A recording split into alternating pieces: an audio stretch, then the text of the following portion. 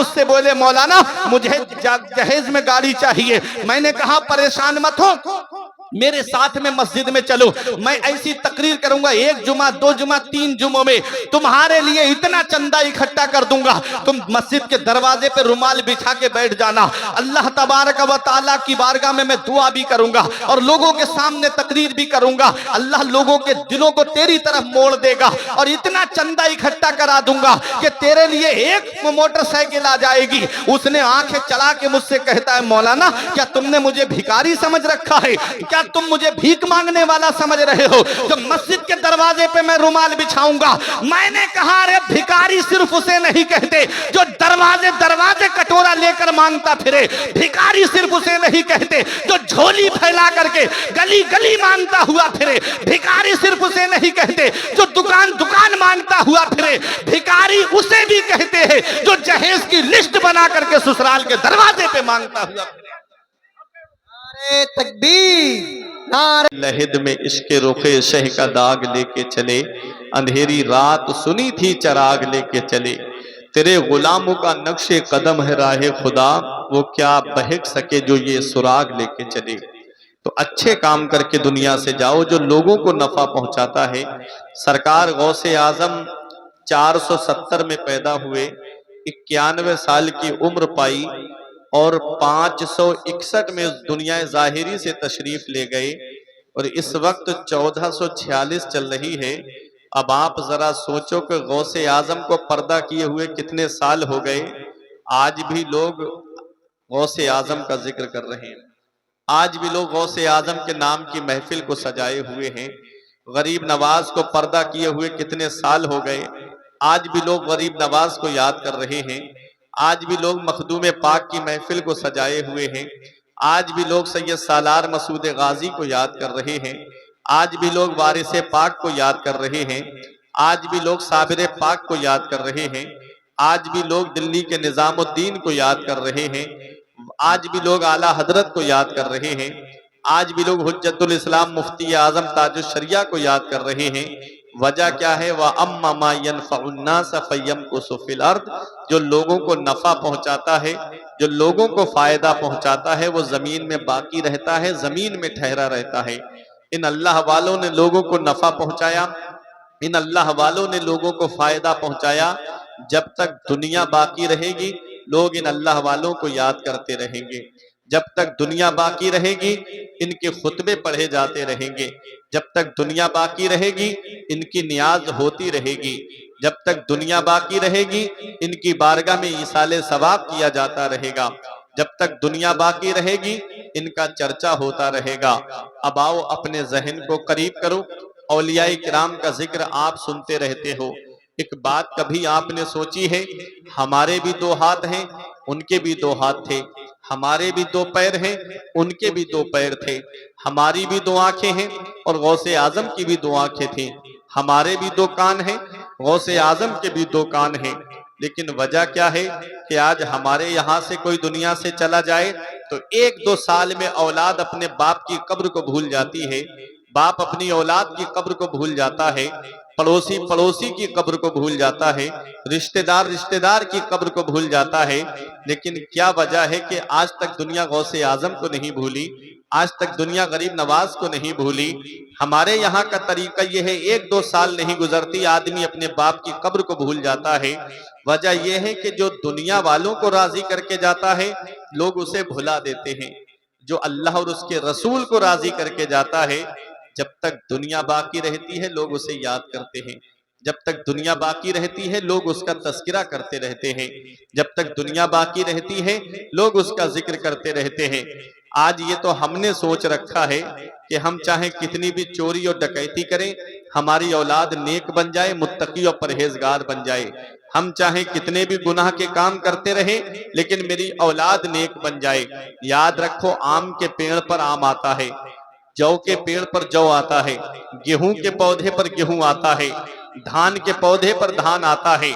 आज अगर तुम चाहते हो कि तुम्हारी औलाद भी मुत्तकी और परहेजगार बन जाए तो पहले तुमको खुद को बदलना पड़ेगा, पहले खुद तुमको तकवा इख्तियार करना पड़ेगा।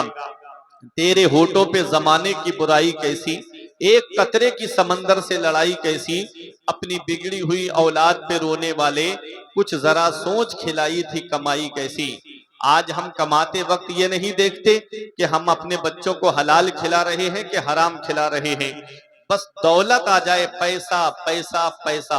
अल्लाह कुरान में फरमाता है अलहाकुमुत तकासुर हत्ता जुरतुमुल मकाबिर। माल की ज्यादा तलबी ने तुमको गाफिल रखा, यहाँ तक कि तुमने कब्रों का चेहरा देख लिया। 1 लाख हो गए, 2 लाख हो जाएं, 2 लाख हो गए, 3 लाख हो जाए, बस ख्वाहिशें बढ़ती चली गई। मकान बन गया, प्लास्टर हो जाए, प्लास्टर हो गया, टाइल लग जाए, टाइल लग गई, अब 4 सीलिंग हो जाए, 4 सीलिंग हो गई, लाइट लग जाए मेरे मकान में किस्म किस्म की। ख्वाहिशें बढ़ती चली गई। पूरी जवानी एक मकान की नजर कर दी। वो मकान जो सैलाब में ढह जाता है, वो मकान जो जलजले में गिर जाता है, पूरी जवानी उस मकान की नजर कर दी। मस्जिद के दरवाजे पुकार के आवाज देते रहे अल्लाह की इबादत की तरफ आ जाओ। मुअज्जिन पुकार पुकार के कह रहा था हैया अलल सला, आओ नमाज की तरफ, हैया अलल फला, आओ कामयाबी की तरफ। हम नहीं गए अल्लाह की इबादत की तरफ, दुनिया से चले गए। अब कब्र के अंदर अफसोस का हाथ मल रहे हैं, कह रहे हैं मौला एक बार दुनिया में भेज दे, कभी सजदे से सर नहीं उठाएंगे। मौला एक बार दुनिया में भेज दे, कभी दुनिया में जाकर के सजदे से सर नहीं उठाएंगे। अब वापस तो आना है नहीं, अब सिवाय अफसोस करने के कुछ नहीं है। मेरे अजीजों, मैं एक पैगाम दे के जा रहा हूँ, ये दुनिया चंद दिन की है, हमेशा रहने दुनिया में नहीं आए हैं। बड़े बड़े दौलत वाले आए, पैसे वाले आए, बड़ी लंबी लंबी उम्रें पाने वाले आए। शमशान इब्ने औज इब्ने आद इब्ने अनक इब्ने इरम तो 1700 साल दुनिया में जिया था। इतना बड़ा बादशाह था कि उसके खजाने की चाबियां 400 खच्चरों पे ला दी जाती थी। इतना बड़ा बादशाह था कि जब टैक्स लेने निकलता था तो कोई सामने नहीं आता था इसके। एक दिन इसने खुदाई का दावा कर दिया, जंगल में लश्कर के साथ जा रहा था। 40,000 शहर अपनी औलाद से बसाए थे इस बादशाह ने। हजरत दानियाल अलैहिस्सलाम के दौर की बात है, पहले उम्रें बहुत ज्यादा होती थी, अब उम्रें बहुत कम होती हैं। हजरत मूसा अलैहिस्सलाम के पास आके एक बुढ़िया रो के कह रही थी हुजूर मेरे 300 साल का जवान बेटा मर गया। तब मूसा अलैहिस्सलाम ने फरमाया तेरे 300 साल का जवान बेटा मर गया, तू अफसोस कर रही है? तो उस बुढ़िया से हजरत मूसा अलैहिस्सलाम ने फरमाया एक दौर तो वो आएगा कि लोगों की उम्रें बहुत कम होंगी। तो उस बुढ़िया ने कहा था हुजूर उनकी औलाद भी होगी। कहा उनकी औलाद होगी, वो नाती पोतों वाले होंगे। अल्लाह अकबर। उस बुढ़िया ने कहा था कितनी उम्र होगी? कहा 50-60 साल उम्र हुआ करेगी लोगों की। तो बुढ़िया ने कहा था क्या उस उम्र के लिए वो मकान भी बनाएंगे? अल्लाह अकबर। बताओ इतनी सी उम्र के लिए क्या मकान बनाना? हजरत मूसा पैगंबर ने फरमाया तू मकान बनाने की बात करती है, वो बिल्डिंगों में फख्र करेंगे। आज वो दौर चल रहा है मेरे अजीजों, आज बिल्डिंगों में आदमी फख्र कर रहा है। दौलत इंसान के पास, पैसा इंसान के पास है, बस अच्छे अमल उसके पास में नहीं, नेक आमाल उसके पास में नहीं। कब तक जिंदगी यूं ही गफलत में गुजरती रहेगी? याद रखो जब अल्लाह पकड़ता है तो फिर कोई छुड़ाने वाला नहीं मिलता। बड़े बड़े दौलत वाले आए, जब उसने पकड़ फरमाई तो कोई छुड़ाने वाला नसीब नहीं हुआ। यही बादशाह शमशान इब्ने औज इब्ने आद इब्ने अनक इब्ने इरम जंगल में लश्कर के साथ जा रहा था, रास्ता भटक गया, लश्कर दूसरी तरफ निकल गया, ये अकेला दूसरी तरफ निकल गया। जंगल में भूख ने बेचैन कर दिया तो पैर रगड़ रगड़ करके जमीन पे मरने लगा। आवाज दे रहा था कोई मुझसे सच्चे मोती ले ले, हीरे ले ले और चंद मुट्ठी जौ के दाने मुझे दे दे ताकि मेरी भूख मिट जाए। एक घूंट कोई पानी का ला करके मुझे पिला दे, मेरी सल्तनत ले ले लेकिन एक घूंट पानी का मुझे पिला दे। पैर रगड़ रगड़ करके दुनिया से चला गया। पूरा वाकया तलवार पे लिख करके गया। हजरत दानियाल अलैहिस्सलाम जब जंगल से गुजर रहे थे, आवाज आई रुको तुम्हें अजीब चीज दिखाते हैं। आप गए तो क्या देखा कि एक जवान मुर्दा पड़ा हुआ है, उसके सामने एक तलवार रखी हुई है और एक ताज रखा हुआ है। उस तलवार पे पूरा वाकया लिख करके गया था कि मैं इतना बड़ा बादशाह, मैंने इतनी उम्र पाई, मेरी इतनी सल्तनत थी, मेरे पास इतना खजाना था और मेरा इतना बड़ा लश्कर था, मेरी औलाद 40,000 शहर मैंने अपनी औलाद से बसाए थे। अल्लाह अकबर। वो कहता है लोगों, जब मैं दुनिया से जा रहा हूं तो न मेरी बीवी मेरे काम आई, जब मैं दुनिया से जा रहा हूं तो मेरी औलाद भी मेरे काम नहीं आई, मेरा लश्कर भी मेरे काम नहीं आया, मेरा माल भी मेरे काम नहीं आया, मेरे घर वाले भी मेरे काम नहीं आए, मेरी सल्तनत भी मेरे काम नहीं आई। इल्मी साहब पुकार के कहते हैं, साथ जिनके थे यहाँ लश्करों फौजों सिपा, बेकसाना कब्र के अंदर अकेले चल बसे, एक साथ भी ना ठहरे वादा जिनका आ गया, जी के जी में रह गए अरमान सारे चल बसे। और याद रख हर आन आखिर मौत है, बंतु मत अनजान आखिर मौत है, मरते जाते हैं हजारों आदमी, आकिलो नादान आखिर मौत है, बारहा इल्मी तुझे समझा चुके, मान या मत मान आखिर मौत है। ये दुनिया है, इस दुनिया के चक्कर में आज हम घिरते चले गए, आज इस दुनिया के चक्कर में हम फंसते चले गए, आज हम अपनी आखिरत को भूल गए, मरने के बाद कब्र को भूल गए। क्या हाल होगा कब्र के अंदर, उलमा से सुना हमने, किताबों में पढ़ा हमने उसको भी फरामोश कर दिया। कभी कभी एक चक्कर कब्रिस्तान का लगा के देखा करो कि बड़े बड़े दौलत वाले, पैसे वाले, उनके गुरूर को, उनके हुस्न को, उनके तकब्बुर को मिट्टी में मिल गए, मिट्टी ने गला सड़ा करके एक तरफ कर दिया। घमंड किस बात पे, तकब्बुर किस बात पे, मरने के बाद कब्र के अंदर जाना है। उस कब्र की तैयारी करो मेरे अजीजों। वो कब्र रोजाना इंसान से पुकार के कहती है, मेरे ऊपर तेज चलने वाले, याद रख मैं कीड़े मकोड़ों का घर हूं, मैं तन्हाई का घर हूं, मैं वहशत का घर हूं। मेरे अंदर आए तो देख मैं अंधेरी कोठरी हूं, मेरे अंदर आए तो रोशनी का इंतजाम करके आना, मेरे अंदर आकर के कीड़े मकोड़ों से हिफाजत का इंतजाम करके आना। एक हल्की सी चूंटी कान में चली जाए, पूरी रात की नींद उड़ जाती है। और कैसा कैसा कीड़ा कब्र के अंदर है, कभी सोचा है क्या हाल होगा इंसान के जिस्म का। ऐसे ऐसे कीड़े हैं, कभी बारिश में दीवार के ऊपर देखना, आप बारिश हो तो सारे कीड़े ऊपर निकल के दीवार पे जमा हो जाते हैं, तब आप एक बार कीड़ों पे नजर डाल के देखना, वो सारे कीड़े जमीन के नीचे हैं। क्या हाल होगा इंसान के जिस्म का। आज हम एक दूसरे की बुराइयों में जिंदगी गुजारते हैं, आज एक दूसरे की तौहीन करने में जिंदगी गुजारते हैं। कभी नहीं सोचा मरने के बाद कब्र में हमारा क्या हाल है, कभी नहीं सोचा। अरे जिनको दुनिया में जन्नती होने की बशारत और खुशखबरी मिली, उनके तो जन्नती होने में कोई शक नहीं। जिन्हें हुजूर फरमाए कि ये जन्नती हैं, बताओ उनके जन्नती होने में कोई शक है। हदीस में जिनके लिए आया हो कि ये जन्नती हैं, उनके खौफे खुदा का आलम आप देखेंगे तो पूरी पूरी रात रो करके गुजार देते थे। मुजद्दिदियत का जो सिलसिला चला है वो हजरत उमर बिन अब्दुल अजीज से चला है। हजरत उमर बिन अब्दुल अजीज, इनकी बीबी से पूछा गया कि उनकी कोई बात बताओ, तो कहती हैं उनकी बीबी कि एक रात आप कुरान की आयत तिलावत कर रहे थे, नफल नमाज पढ़ रहे थे, यौम यकूनुन नासु कल फराशिल मबसूस, कि उस दिन लोग बिखरे हुए पतंगों की तरह होंगे कयामत के दिन, बिखरे हुए पतंगों की तरह होंगे कयामत के दिन। हजरत उमर बिन अब्दुल अजीज ने जब ये आयत पढ़ी तो गश खा के बेहोश होके जमीन पे गिर गए, तड़प रहे थे और कह रहे थे, या अल्लाह उस दिन मेरा क्या हाल होगा, या अल्लाह उस दिन मेरा क्या हाल होगा, या अल्लाह उस दिन मेरा क्या हाल होगा। ये वो हैं हजरत उमर बिन अब्दुल अजीज, 5 वक्त की नमाज तो पढ़ते ही थे, लेकिन उसके अलावा रात रात भर नवाफिल पढ़ा करते थे। मुजद्दिदियत का सिलसिला जिनसे चला है उनको उमर बिन अब्दुल अजीज कहते हैं। इतने नेक, इतने परहेजगार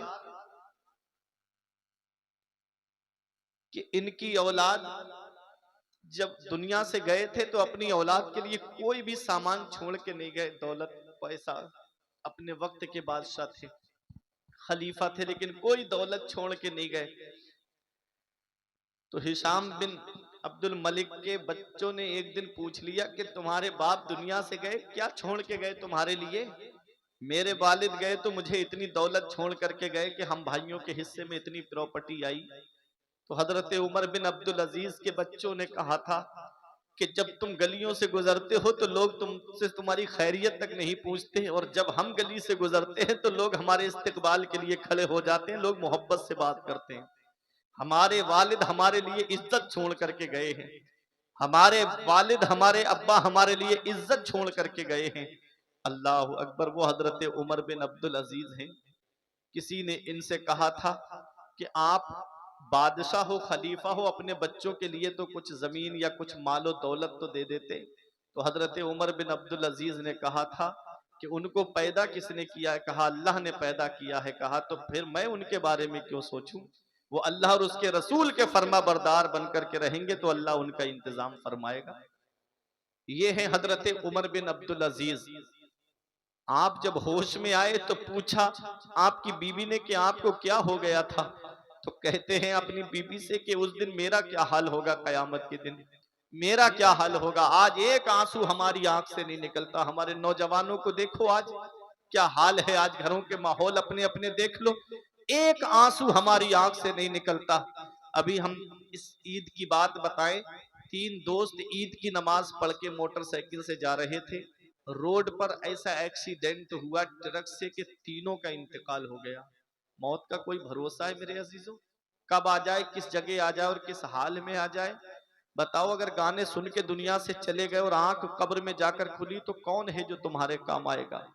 और फिल्में देख के रात में सोने वालों, अगर फिल्म देख के ऐसे ही सो गए और आंख कब्र में जाकर खुली, मौत का तो कोई भरोसा नहीं मेरे अजीजों। आंख कब्र में जाकर खुली तो फिर कौन है जो तुम्हारे काम आएगा? कभी हमने नहीं सोचा। याद रखो, हजरते उमर बिन अब्दुल अजीज के इस वाक़े से इबरत हासिल करो कि आप कहते हैं कयामत के दिन मेरा क्या हाल होगा। आओ मैं आपको एक वाक़या सुनाता हूं। आप परेशान तो नहीं हो रहे? ये उर्स की महफिल है, कुछ सीख करके जाओ, कुछ सबक लेकर के जाओ इस जलसे से। अपनी आखिरत की तैयारी करो। दुनिया चंद दिन की है। जिम में जाकर के 50 किलो वजन उठा लेना बहादुरी नहीं है। फजर के वक्त अजान सुनकर के बिस्तर से उठ करके मस्जिद की तरफ चले जाना, ये सबसे बड़ी बहादुरी है। ये सबसे बड़ी बहादुरी है मेरे अजीजों। बड़े बड़े दौलत वाले आए, पैसे वाले आए।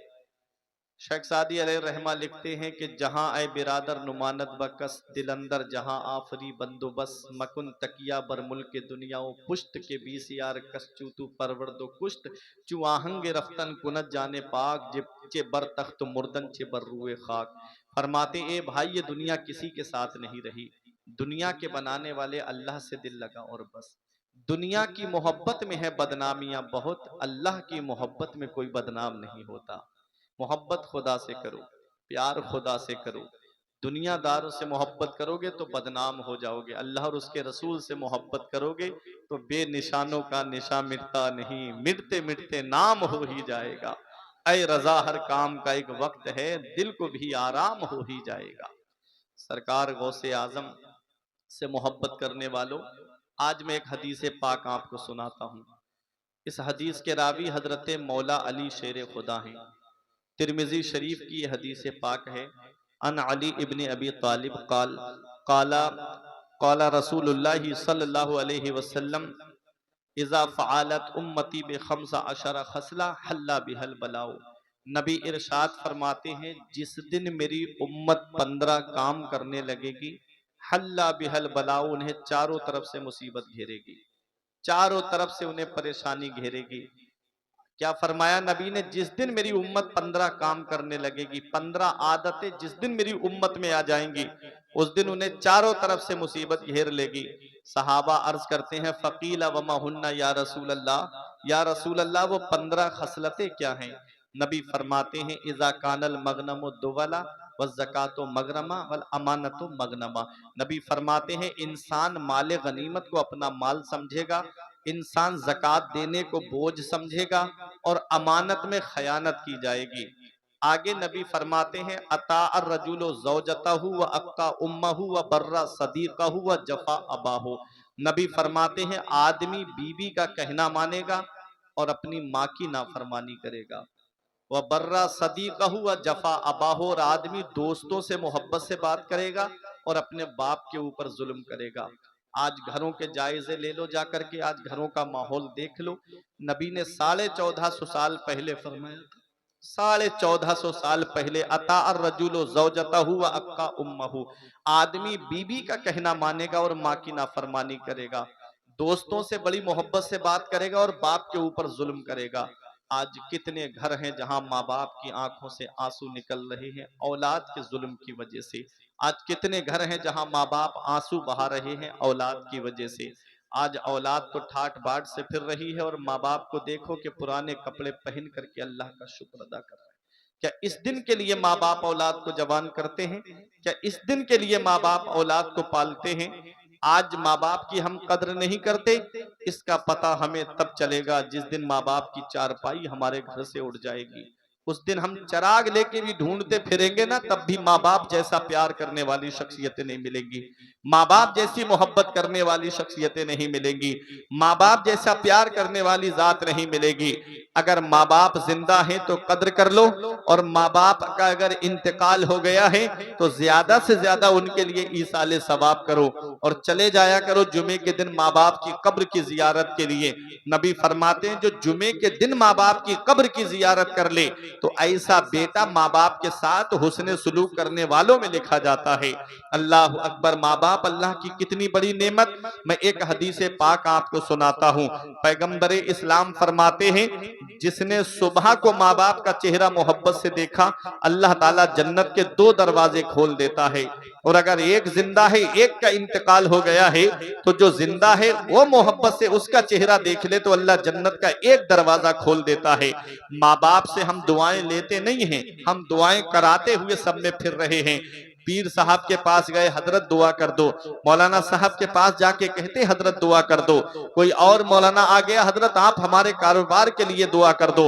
हम दुआ कराते फिर रहे हैं, हम दुआ लेते नहीं हैं। घर में बैठे हुए माँ बाप की दुआएं लो। माँ बाप की दुआ के बारे में हदीस पाक में आता है कि माँ बाप की दुआ औलाद के हक में ऐसे कबूल होती है जैसे नबियों की दुआ उम्मत के हक में कबूल होती है। जैसे नबियों की दुआ रद्द नहीं होती है, ऐसे ही माँ बाप की दुआएं भी रद्द नहीं होती हैं। मेरे सर से मेरी सारी मुसीबत टाल देती है, मेरी माँ मेरे दामन में दुआएं डाल देती है। परेशान हो अंधेरों से तो जाओ माँ के कदमों में, वो जब चाहे मुकद्दर में उजाले डाल देती है, वो जब चाहे मुकद्दर में उजाले डाल देती है। तो माँ बाप अल्लाह की बहुत बड़ी नेमत है।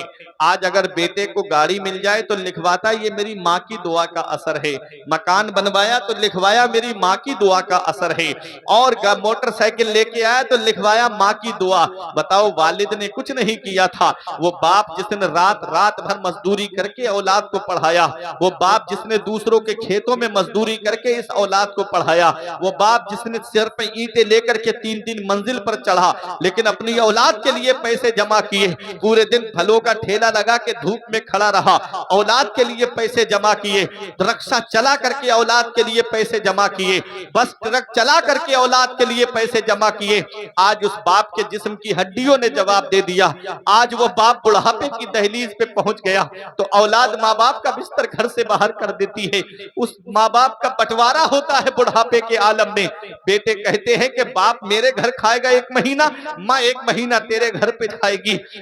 एक माँ बाप 5-6 औलाद को पाल लेते हैं और 5-6 औलाद से एक माँ बाप नहीं पलते हैं, बुढ़ापे में उनके बंटवारे होते हैं। अल्लाह अकबर, जरा सोचो, किस्मत वाला है वो बेटा जिसके हिस्से में माँ बाप आते हैं, नसीब वाला है वो बेटा जिसके हिस्से में माँ बाप आते हैं, अरे मुकद्दर वाला है वो बेटा जिसके हिस्से में माँ बाप आते हैं। किसी को घर मिला हिस्से में या कोई दुका आई, किसी को घर मिला हिस्से में या कोई दुका आई, मैं घर में सबसे छोटा था, मेरे हिस्से में माँ आई। इसलिए मेरे अजीजों,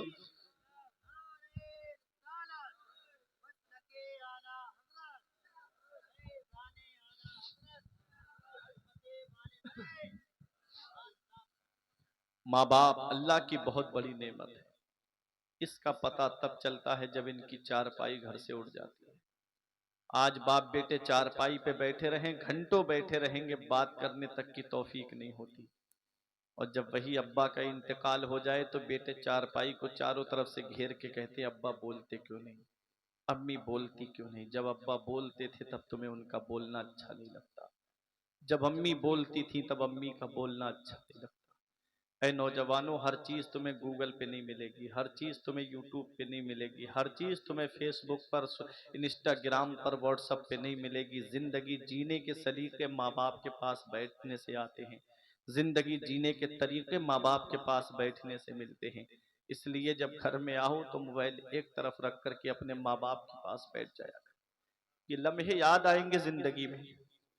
जिस दिन इनकी चारपाई घर से उठी ना तो एक एक लम्हा याद आएगा, तुमने जहां जहां गुजारा है, काश मैं अपने अब्बा के पास बैठ के बात कर लेता। जब तक बाप जिंदा होता है सब मोहब्बत से पेश आते हैं, जब तक बाप जिंदा होता है तो ताऊ चचा भी मोहब्बत से बात करते हैं। और जिस दिन वालिद की चारपाई घर से उठ गई ना तो बंटवारे के नाम पे लड़ाइयां शुरू, खेत की मेड़ों के नाम पे लड़ाइयां शुरू, पेड़ लगा दिए तो उन पेड़ों के नाम पे लड़ाइयां शुरू। जब तक वालिद जिंदा होता है अपनी औलाद तक परेशानी नहीं पहुंचने देता, जब तक बाप जिंदा होता है सारी परेशानी अपने ऊपर ले लेता है। इसीलिए हमारे बुजुर्गों ने कहा था कि बाप आंगन में लगे हुए पेड़ की तरह होता है। जब शिद्दत की गर्मी पड़ती है, जब शिद्दत की धूप पड़ती है, जब गरम गरम लू के थपेड़े होठों को खुश्क कर देते हैं, तब आदमी पेड़ के नीचे बैठ जाए उसे आराम मिल जाता है, सुकून मिल जाता है। इसीलिए हमारे बुजुर्गों ने कहा था कि बाप आंगन में लगे हुए पेड़ की तरह होता है, जो खुद तो धूप में जलता रहता है लेकिन अपनी औलाद को साया पहुंचाता है, जो खुद तो धूप में जलता रहता है लेकिन अपनी औलाद को छांव पहुंचाता है। ऐ ज़िया माँ बाप के साये की ना कदरी न कर, धूप काटेगी बहुत जब ये शजर गिर जाएगा। धूप कैसी भी हो साया नहीं खोने देता, राह कैसी भी हो बेबस नहीं होने देता। बेच के अपना लहू चाहे वो रोटी लाए, बाप औलाद को भूखा नहीं सोने देता। कितनी परेशानियां उठाता है एक बाप उस औलाद के लिए। और वही औलाद जब जवान हो जाए, चार पैसे क्या कमाने लगे, तो माँ बाप का बिस्तर घर से बाहर कर देते। हम कौन सा मुंह लेके अपने आका की बारगाह में जाएंगे, हम कौन सा चेहरा लेकर अपने आका की बारगाह में जाएंगे। मैंने कहीं किसी किताब में नहीं पढ़ा कि बीबी के कदमों के नीचे जन्नत है। जहां भी पढ़ा मैंने तो यही पढ़ा कि माँ के कदमों के नीचे जन्नत है। अल जन्नतु तहता अक़दामी उम्महातिकुम, जन्नत तुम्हारी माओ के कदमों के नीचे है। नबी फरमाते हैं बाप जन्नत का दरवाजा है। अल्लाह अकबर। बीबी की जन्नत शौहर की फर्मा बरदारी में है। बीबी को जन्नत तभी मिलेगी जब उसका शौहर उससे राजी होगा, शौहर की फर्मा बरदार बन के रहेगी। और शौहर को जन्नत तभी मिलेगी जब उसके माँ बाप उससे राजी होंगे। अब अपनी समझ से काम करना है कि माँ को उसका हक देना है, बाप को उसका हक देना है, और बीबी को उसका हक देना है। अल्लाह कुरान में फरमाता है सबसे बेहतर खर्चा वो है जो माँ बाप को दिया जाए। आज 500 रुपए की मजदूरी करके आते हो, क्या अच्छा है कि 500 रुपए में से 100 रुपए उठा के अपने माँ बाप को खर्चे के लिए दे दो। वो हाथ उठा के दुआ दे देंगे, अल्लाह उन 400 में इतनी बरकत अता फरमाएगा कि नस्लें खाएंगी तब भी वो बरकत खत्म नहीं होगी। लेकिन हाल क्या है, हाल हमारे घरों के बदलते चले गए। नबी ने 1450 साल पहले फरमाया था जिस दिन मेरी उम्मत 15 काम करने लगेगी उन्हें चारों तरफ से मुसीबत घेरेगी। आज चारों तरफ से मुसलमान परेशान है, कोई किसी महकमे में मुसलमानों की सुनने वाला नहीं। मुसलमानों पे जुल्म सितम के पहाड़ तोड़े जा रहे हैं, मुसलमानों को सताया जा रहा है, मुसलमानों को का लहू बहाया जा रहा है। ये हाल है आज मुसलमानों का। जब भी कहता हूं या अल्लाह मेरा हाल देख, हुक्म होता है अपना नामे आमाल देख। आज हमारे नामे आमाल में कोई ऐसी नेकी नहीं जिस पे दावा करें सीना तान के कि ये नेकी हमको जन्नत में लेके जाएगी। ये खाली मस्जिदें बता रही हैं कि तबाही क्यों आ रही है, ये मदरसों की तबाही बता रही है कि आज हम परेशान क्यों हैं।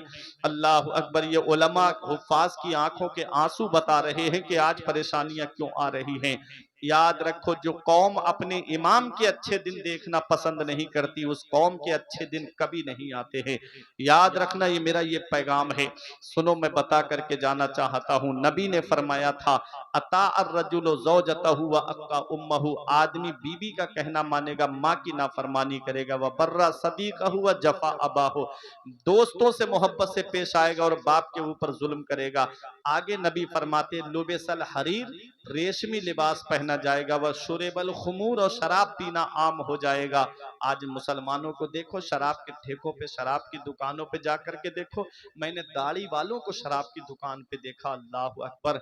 अरे जब सीरिया को तबाह किया गया, जब सीरिया को तबाह किया गया था, तो उस वक्त मुसलमानों ने एक तहखाने के अंदर छोटे छोटे बच्चों को कुरान पढ़ने के लिए रख दिया था और एक कारी साहब को रख दिया था, लेकिन वो देख के कुरान नहीं पढ़ते थे, बिना देखे कुरान को याद करते थे। क्योंकि इतना सख्त कानून लगा दिया गया था स्पेन के अंदर कि अगर किसी के घर पर अरबी का कोई लफ्ज भी लिखा होता था तो पूरे घर को जला के राख कर दिया जाता था। इतना सख्त कानून बना दिया था। मुसलमानों का ऐसा कत्लेआम हुआ था स्पेन के अंदर, लेकिन वहां पर भी कुरान तालीम हासिल कर रहे थे बच्चे तहखाने के नीचे।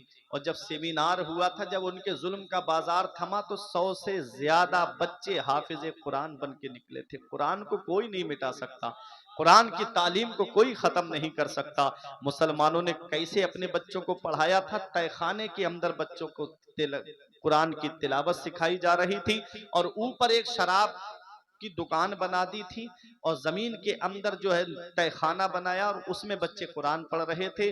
जब ईसाई फौज आती देखने के लिए, तो जब शराब की बोतलें रखी हुई देखती तो एक बात कह के जाती थी कि यहाँ शराब रखी है, यहाँ मुसलमान का क्या काम। जहां शराब होगी वहां मुसलमान नहीं होगा। उस दौर के ईसाई जानते थे कि मुसलमान शराब को हाथ नहीं लगाएगा, और आज का मुसलमान देखो शराब की बोतलें हाथ में लेकर के अल्लाह अकबर शराब की दुकान पे नजर आता है। ये हाल है शराब पीने वालों का।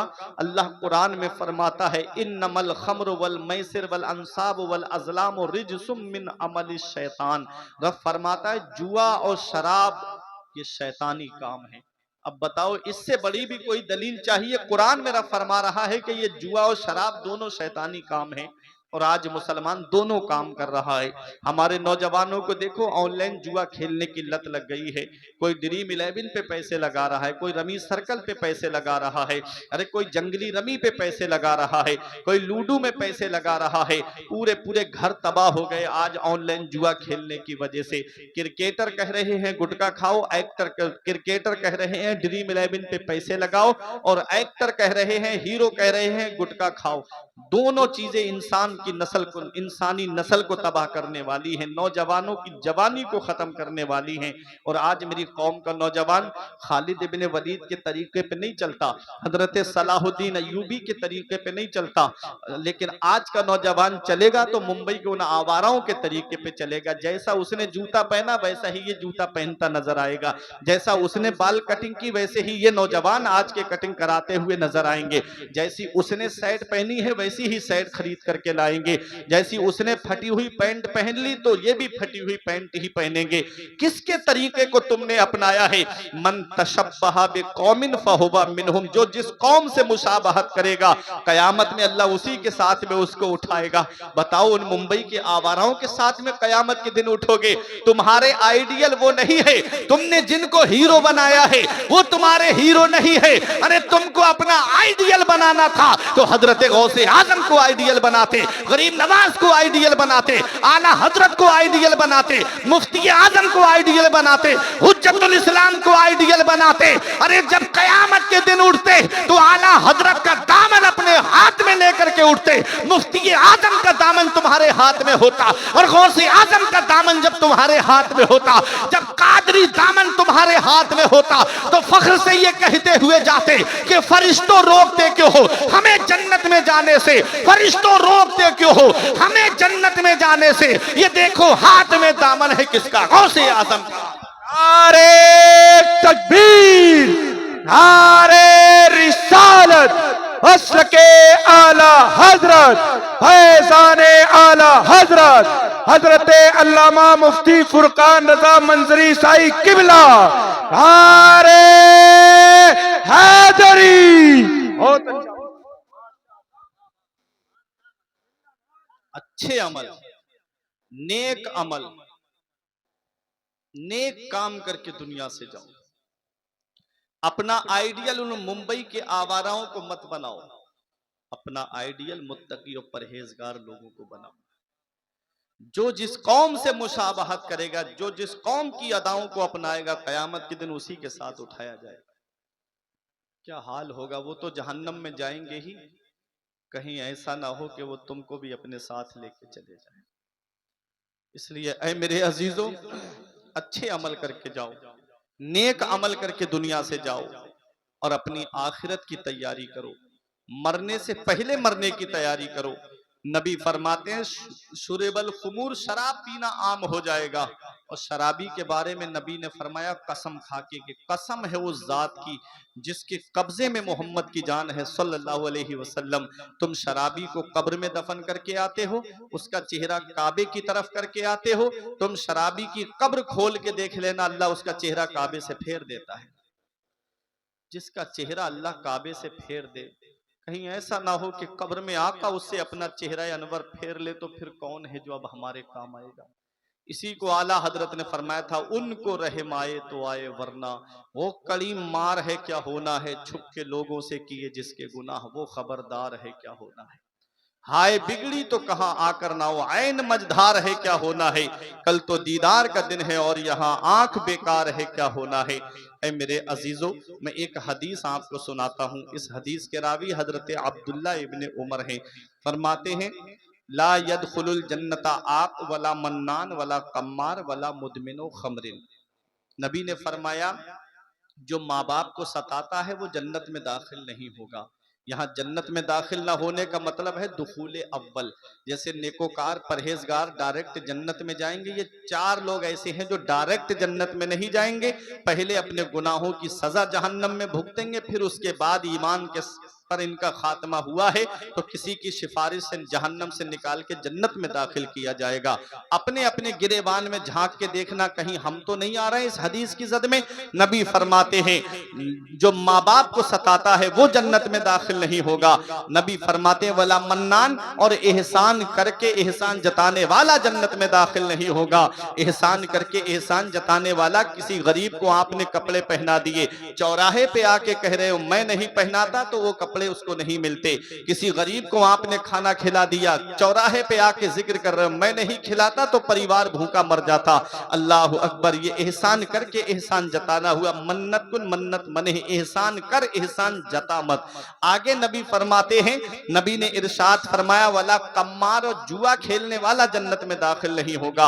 अब वो जुआ चाहे आईपीएल में पैसे लगा के खेलो, चाहे सट्टे में पैसे लगा करके खेलो, चाहे ऑनलाइन जुआ खेलो, चाहे ऑफलाइन जुआ खेलो। जुआरी के बारे में इमाम गजाली फरमाते हैं कि जब जुआरी कयामत के दिन उठेगा तो उसके ये हाथ खिंजीर के खून में सने हुए होंगे। बताओ, इन हाथों से गौसे आजम से मुसाफहा करना है, इन हाथों से गरीब नवाज से मुसाफहा करना है, इन हाथों से वारिसे पाक से मुसाफहा करना है, इन हाथों से हुज्जतुल इस्लाम से मुसाफहा करना है, इन हाथों से ताजुश शरिया से मुसाफहा करना है। क्या ये हाथ इस लायक है कि हम उनके सामने खड़े हो सके? कल तो दीदार का दिन है और यहाँ आंख बेकार है क्या होना है।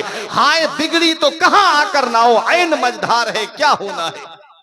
कभी सोचा है जुआरी कयामत में उठेगा, ये हाथ खिंजीर के खून में सने होंगे। अल्लाह अकबर। आगे नबी फरमाते हैं वला मुदमिनो खमरिन, और जो शराब का आदी है वो जन्नत में नहीं जाएगा। ये नबी की हदीस है, मैंने जो आपके सामने पेश की।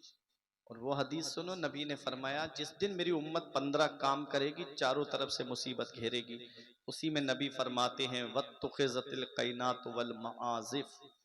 सुनो इस हदीस के इस जुमले को गौर से और अपने अपने घरों का मुहासबा करो। नबी ने फरमाया था वत्तुखिज़तिल कैनात वल मआज़िफ, और आदमी नाचने वाली रक्कासा यानी डांस पार्टियां लाकर के घरों के दरवाजों पे नचवाएंगे। आज भी ये मामला चल रहा है। आज अल्लाह ने बेटा दिया था, नूरे नजर दिया था, चश्मो चराग दिया, उसकी जब शादी का वक्त आता है तो आदमी सोचता है मेरा एक बेटा है, बड़े धूमधाम से इसकी शादी करूंगा।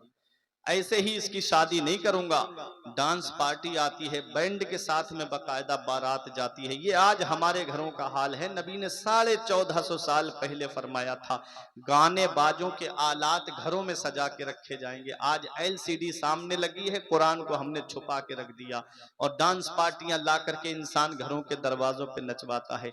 एक एक लाख 50-50 हजार रुपए बैंड में और डांस पार्टियों में खर्च हो जाते हैं। और अल्लाह ने एक बेटा दिया था, उसकी जब शादी का वक्त आता है तो किस्म किस्म की बातें दिमाग में आने लगती हैं।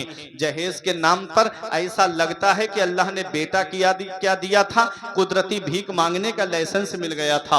अल्लाह ने बेटा क्या दिया, कुदरती भीख मांगने का परमिट मिल गया कि मेरा एक बेटा है, पूरी प्रॉपर्टी इसी की तो है, इतनी आसानी से मैं इसकी शादी नहीं करूंगा। और बहनें कहती है कि हमारा एक ही तो भाई है, इतनी जल्दी इसका रिश्ता क्यों तय करेंगे, पहले 4-5 घरों में जाकर के देखेंगे, खाएंगे, फिर उसके बाद में कहीं रिश्ता इसका तय करेंगे। हमने जवानों को दुनिया से जाते हुए देखा, हमने बूढ़ों को दुनिया से जाते हुए देखा, हमने बच्चों को दुनिया से जाते हुए देखा। उस रब की पकड़ से डरो, इन्ना बत्श रब्बिका लशदीद, तेरे रब की पकड़ बहुत सख्त है। जब अल्लाह पकड़ता है तो फिर कोई छुड़ाने वाला नहीं मिलता। जब उसकी शादी का वक्त आता है, जहन में बातें आनी शुरू हो जाती है, जहेज की लंबी लंबी डिमांड के दरवाजे खोल दिए जाते हैं। पूछे आकर के बिचपई, कहता है कि तुमको कौन सी गाड़ी चाहिए, कहते हमारी कोई मांग नहीं है, हम कुछ नहीं मांग रहे हैं, जो देगा वो अपनी बेटी को देगा। अब बताओ बेटी किसके घर में आ रही है, ये भी मांगने का एक नया तरीका निकाला है कि जो देगा वो अपनी बेटी को देगा। अब बेटी सामान लेके किसी और घर में तो जाएगी नहीं, इसी के तो घर में आएगी सामान लेकर के। कहते हमारी कोई मांग नहीं है, अभी हमारे पड़ोस में एक बारात हुई है तो उसको 4 व्हीलर मिली है, अगर उससे छोटी बारात हुई, हल्की बारात हुई तो हमारी बदनामी हो जाएगी। मांगने के तरीके आप देखिएगा, मांगने के तौर तरीके आप देखें। कोई कहता है अगर कोई गरीब आदमी आ जाए रिश्ता लेकर के तो कहता है कि देखो मुझे मेरे बेटे की शादी में गाड़ी चाहिए, वो कहे कि हाँ मैं गाड़ी दूंगा, तो इतना गिर गया ये इंसान, फिर पूछता है कि कौन सी गाड़ी दोगे, वो कहता है कि अब जो बुलेट का नया मॉडल आया है मुझे मेरे बेटे की शादी में वो मॉडल चाहिए। अल्लाह अकबर, 2.5 लाख से ऊपर की बुलेट आती है। अब रक्षा चलाने वाला गरीब, दूसरों के घरों में काम करने वाला गरीब, टुक टुक चला करके अपने परिवार का पेट भरने वाला गरीब कहां से इतने पैसे जमा करे। कभी मंगनी के नाम पे लूटा जा रहा है, कभी दिखनौर के नाम पे लूटा जा रहा है, कभी शादी में जहेज के नाम पर कैश लिया जा रहा है।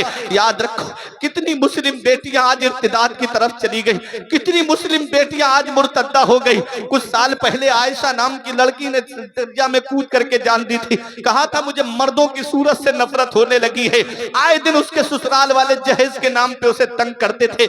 आज भी अखबार उठा करके देखो, कहीं ना कहीं की खबर आपको मिलेगी कि फला किचन में खड़े सिलेंडर फटने से बहू की मौत हो गई, या फला जगह गैस सिलेंडर फटा और बहू की मौत हो गई। कभी किसी सास के बारे में आपने नहीं सुना होगा कि सास की सिलेंडर फटने से मौत हो गई, ये बहू ही की मौत क्यों होती है हर बार में। ये जहेज के लोभी, ये जहेज के मुतमन्नी, आज इन्होंने कितने घरों को तबाह कर दिया। आज कितने घर हैं जहां मुस्लिम बेटियां आंखों से आंसू बहा रही है, कितनी मुस्लिम बेटियां आज इर्तिदाद की तरफ चली गई इस जहेज की लंबी लंबी डिमांडों की वजह से। आज एक आंसू हमारी आंख से नहीं निकलता। अल्लाह अकबर, तुम क्या समझते हो कि आज ये जहेज का जो हमारे घर में आ जाएगा इससे हमारे घर का गुजारा हो जाएगा। मैंने देखा वो बूढ़ा और बूढ़ी जो जहेज की लंबी लंबी डिमांड करते हैं, जहेज के एक गिलास में पानी तक पीना नसीब नहीं होता, बहू अपना चूल्हा अलग कर लेती है, अब बैठ करके रो रहे हैं कि मेरे बेटे को उसने अपने कब्जे में कर लिया, अब मेरा बेटा मेरी बात तक नहीं सुनता। आओ मैं आपको एक सच्ची बात बताता हूँ। एक साहब मुझसे बोले मौलाना मुझे जहेज में गाड़ी चाहिए। मैंने कहा परेशान मत हो, मेरे साथ में मस्जिद में चलो, मैं ऐसी तकरीर करूंगा 1 जुमा 2 जुमा 3 जुमों में तुम्हारे लिए इतना चंदा इकट्ठा कर दूंगा, तुम मस्जिद के दरवाजे पे रुमाल बिछा के बैठ जाना। अल्लाह तबारक व तआला की बारगाह में मैं दुआ भी करूंगा और लोगों के सामने तकरीर भी करूंगा। अल्लाह लोगों के दिलों को तेरी तरफ मोड़ देगा और इतना चंदा इकट्ठा करा दूंगा कि तेरे लिए एक मोटरसाइकिल आ जाएगी। उसने आंखें चला के मुझसे कहता है मौलाना क्या तुमने मुझे भिखारी समझ रखा है, क्या तुम मुझे भीख मांगने वाला समझ रहे हो जो मस्जिद के दरवाजे पे मैं रुमाल बिछाऊंगा। मैंने कहा अरे भिखारी सिर्फ उसे नहीं कहते जो दरवाजे दरवाजे कटोरा लेकर मांगता फिरे, भिखारी सिर्फ उसे नहीं कहते जो झोली फैला करके गली गली मांगता हुआ फिरे, भिखारी सिर्फ उसे नहीं कहते जो दुकान दुकान मांगता हुआ फिरे, भिखारी उसे भी कहते हैं जो जहेज की लिस्ट बना करके ससुराल के दरवाजे पे मांगता हुआ फिरे। नारे तकबीर, नारे रिसालत, मसलके आला हजरत, जश्न गौसुल वरा। अल्लामा फुरकान मंजरी साहब क़िबला। नारे तकबीर, नारे रिसालत। माशाअल्लाह। भिखारियों की कैटेगरी अलग अलग होती है। कोई 1 रुपए से राजी हो जाता है, कोई 10 रुपए से राजी हो जाता है, और कोई 100 रुपए में भी राजी नहीं होता है। ऐसे ही इन जहेज के मांगने वालों की भी, इन भिखारियों की भी अलग अलग कैटेगरी है। कोई स्प्लेंडर पे राजी हो जाता है, कोई अपाचे पे भी राजी नहीं होता, अरे कोई बुलेट पे भी राजी नहीं होता। अभी कोई किसी को अगर कार ला करके दे दी गई तो कहता है मुझे इस कंपनी की नहीं उस कंपनी की चाहिए थी, ये वाली कार क्यों मुझको ला करके दे दी गई। ये हाल है आजकल भिखारियों का। तो याद रखो प्यारे मुसलमानों, आज जो मुस्लिम बेटियां घरों में आंसू बहाती है, क्या नबी को खबर नहीं है इसकी? क्या नबी को तकलीफ नहीं पहुंचती होगी? जब मुस्लिम बेटियां आंसू बहाती होंगी तो क्या मेरे नबी को तकलीफ नहीं पहुंचती होगी? अरे मेरा नबी तो वो है कि जब जंगे बदर में 70 कैदी गिरफ्तार करके लाए गए, उसमें नबी के सगे चचा हजरत अब्बास भी थे, उनके बंद कस के बंधे हुए थे। कोई जेल नहीं थी मुसलमानों की, ला करके मस्जिद नबवी के सहन में लिटा दिए गए। नबी थोड़ी देर आराम के लिए लेटे, उनके कराहने की आवाज जब नबी के कानों में पहुंची, नबी बाहर तशरीफ लाते हैं, सहाबा से इरशाद फरमाते हैं, ऐ मेरे सहाबा इनके बंद खोल दो, इनके कराहने से मुझे तकलीफ पहुंच रही है, इनके रोने से मुझे तकलीफ पहुंच रही है। वो मेरा नबी जो काफिरों का रोना ना देखे, वो मेरा नबी जो काफिरों का कराहना ना देखे। तो बताओ मुस्लिम बेटियां जब जहेज की डिमांडों की वजह से अपने घरों में आंसू बहाती होंगी तो नबी को कितनी तकलीफ पहुंचती होगी, पैगंबर इस्लाम को कितनी तकलीफ पहुंचती होगी। अरे कोई इंसान किसी इंसान को क्या देता है, कोई इंसान किसी इंसान को क्या देता है? आदमी सिर्फ वसीला है, खुदा देता है। इंसान के देने से कभी पूरा नहीं होता है। मैंने जहेज के सामान को, मैंने कार्ड के सामान को गलते हुए देखा, मैंने गाड़ियों को डैमेज होते हुए देखा, मैंने कारों को एक्सीडेंट में डैमेज होते हुए देखा है। लेकिन याद रखो प्यारे मुसलमानों, ये जो एक ससुराल से जो सामान मिलता है ये चंद सालों में खत्म हो जाता है। मैं तुझे मांगने से मना नहीं करता। एक साहब मुझसे बोले मौलाना मुझे जहेज चाहिए। मैंने कहा मैं तुझे मांगने से मना नहीं करता, लेकिन मांगना किससे है जरा ये तो सुन। तुझे मांगने से मना नहीं करता, लेकिन कहां मांग वो मुझसे सुन ले। बोले कहां पर मांगू? मैंने कहा किसी इंसान से मत मांग, ये तू मुझसे मत पूछ, ये हाफिज आरिफ से मत पूछ, ये मौलाना गुलाम नबी से मत पूछो, ये मुफ्ती जहीर से मत पूछो, ये मौलाना नाजिम मरकजी से मत पूछो, ये नकीब अहले सुन्नत अरमान रजा से मत पूछो। अरे मांगना किससे है ये मुझसे मत पूछो। चलो बरेली के इमाम से पूछते हैं कि हमको मांगना है, कहां पर मांगे? तो आला हजरत फरमाते हैं कौन देता है देने को मुंह चाहिए, कौन देता है देने को मुंह चाहिए, देने वाला है सच्चा हमारा नबी।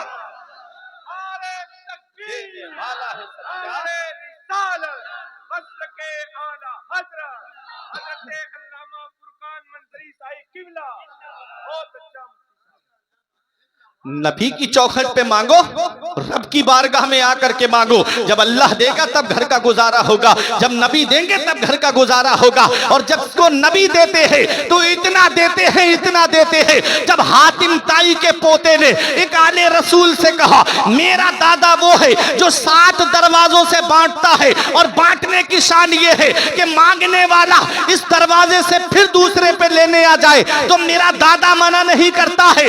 ऐसे ही वो 7 दरवाजों पे आ जाए तब भी मेरा दादा मना नहीं करता है, बल्कि हर दरवाजे से बांटता है, हर दरवाजे पे देता है। तो आले रसूल ने कहा अरे ओ हातिम ताई के पोते सुन, वो तेरा दादा है जो 7 दरवाजों से बांटता है, तब भी साइल का सवाल पूरा नहीं होता है। इस दरवाजे पे लेके दूसरे पे पहुंच जाता है, दूसरे से लेके तीसरे पे पहुंच जाता है। अरे सुन मेरा नाना वो है एक दरवाजे से बांटता है, और बांटने की शान ये है कि जो एक बार मेरे नाना की बारगाह में आ जाता है फिर कयामत तक किसी के सामने हाथ नहीं फैलाता है। आला हजरत पुकार उठे वाह क्या जूदो करम है शहे बतहा तेरा, वाह क्या जूदो करम है शहे बतहा तेरा, नहीं सुनता ही नहीं मांगने वाला तेरा, नहीं सुनता ही नहीं मांगने वाला तेरा। जब नबी देंगे तब घर का गुजारा होगा, जब अल्लाह देगा तब घर का गुजारा होगा। और अल्लाह और उसका रसूल जिसे अता कर दे वो किसी के सामने हाथ नहीं फैलाता है। एक बात आपसे मैं पूछता हूं, गरीबों का तो समझ में आता है कि उसके घर में है नहीं इसलिए जहेज मांग रहा है। अच्छा, अमीरों को क्या पड़ी थी? उनके घर में तो सब है अल्लाह का दिया हुआ, 3-3 कारें खड़ी हैं, मोटरसाइकिल है, पूरा घर जो है एयर कंडीशन बना हुआ है। अमीरों को क्या पड़ी थी जहेज लेने की? लेकिन जितनी ज्यादा दौलत उतना ही बड़ा मुंह फैला हुआ है, जितना पैसा उतनी ही लंबी लंबी डिमांडें। एक बाप से पूछो, हम बकरा ईद के मौके पे कुर्बानी करवाते हैं ना, बकरे की कुर्बानी करवाते हैं। बाज लोग ऐसे होते हैं कि घर का पला हुआ बकरा होता है,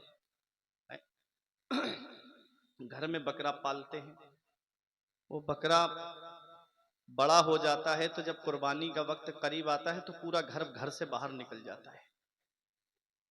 हमने भी इमामत की, हमने भी देखा है लोगों को। तो जब कुर्बानी का वक्त करीब आता था तो पूरा परिवार अलग कमरे में छुप जाता। हमने कहा क्यों छुप रहे हो? कहा इस बकरे से इतनी मोहब्बत हो गई, इतना लगाव हो गया कि अब हम इसको कुर्बान होता हुआ नहीं देख सकते। 5-6 महीने में इंसान को एक जानवर से इतना लगाव हो जाता है कि वो उसे कुर्बान होता हुआ नहीं देख सकता। एक बाप से पूछो कि वो अपनी बेटी को 20 साल तक अपने सीने से लगा के रखता है, हर ख्वाहिश को उसकी पूरा करता है, हर तमन्ना को उसकी पूरा करता है। फिर जब वो बेटी जहेज की वजह से परेशान होती होगी तो उसके बाप को कितनी तकलीफ पहुंचती होगी, उसके बाप को कितना गम पहुंचता होगा। ये जहेज के लोग भी नहीं समझते, ये जहेज की लंबी लंबी डिमांड वाले नहीं समझते। पैगंबर इस्लाम ने इस जहेज की लंबी लंबी डिमांड का दरवाजा वहीं बंद कर दिया था। नबी ने जब अपनी बेटी फातिमा का निकाह किया हजरत मौला अली शेर खुदा के साथ, वो हजरत अली जिनके पास ना तो रहने के लिए मकान था, सिर्फ एक जोड़ कपड़े थे जो अली शेर खुदा पहने हुए थे, एक्स्ट्रा कपड़े भी नहीं, रहने के लिए मकान भी नहीं। असहाबे सुफ़ा के चबूतरे पे, जो मस्जिद नबवी शरीफ के बाहर जो चबूतरा था, उसी पे 70 के करीब सहाबा रहते थे। हजरत अली शेर खुदा मस्जिद नबवी शरीफ में भी रहते थे। वो हजरत अली शेर खुदा के साथ नबी जब अपनी बेटी फातिमा का निकाह करते हैं, निकाह हमारे यहाँ भी होता है, निकाह तुम्हारे यहाँ पर भी होता है, लेकिन वो निकाह कितना बरकत वाला होगा कि जिसमें अल्लाह की रहमत के 40,000 फरिश्तों ने शिरकत की थी। तो निकाह मदीने शरीफ में हुआ हजरत अली हजरत फातिमा का, कितना बरकत वाला निकाह होगा। नबी करीम सल्लल्लाहु अलैहि वसल्लम ने हजरत अली शेर खुदा से फरमाया, अली मस्जिद नबवी में जाओ, निकाह मस्जिद में होगा। इधर नबी ने हजरत सलमान फारसी हजरत बिलाल हबशी को हुक्म दिया कि फातिमा के लिए जरूरत का सामान खरीद।